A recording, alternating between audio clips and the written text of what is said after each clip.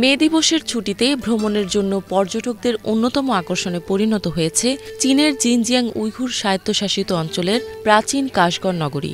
কাশগড়ের রঙিন সংস্কৃতি এবং বিখ্যাত স্থাপনাগুলোর জন্য এখানের পর্যটন শিল্প নতুনভাবে প্রাণশক্তি ফিরে পেয়েছে। নগরীটিতে পর্যটকদের আনাগোনা দিন দিন বাড়ছে।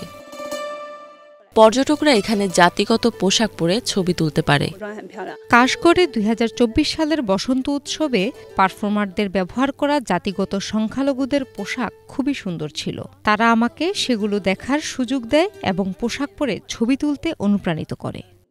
কাশগড়ে উইঘুরদের অ্যাটলস সিল্ক এবং অন্যান্য স্থানীয় পোশাকের বিক্রি বৃদ্ধি পেয়েছে। ২০২৪ সালের বসন্ত উৎসবের আগে আমার দোকানের আয় ছিল ৪,০০০ ইউয়ান, প্রায় $৫৫৩। কিন্তু উৎসবের পরে ব্যবসা ভালো হচ্ছে।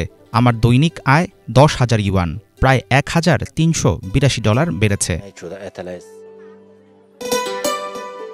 মে দিবসের ছুটিতে ফটোশুটের অর্ডার, পোশাক ভাড়া এবং বিক্রি দ্বিগুণ বৃদ্ধি পায়। এখানে পর্যটক এবং স্থানীয় লোকজন একসাথে নেচে গিয়ে আনন্দ করতে পারে।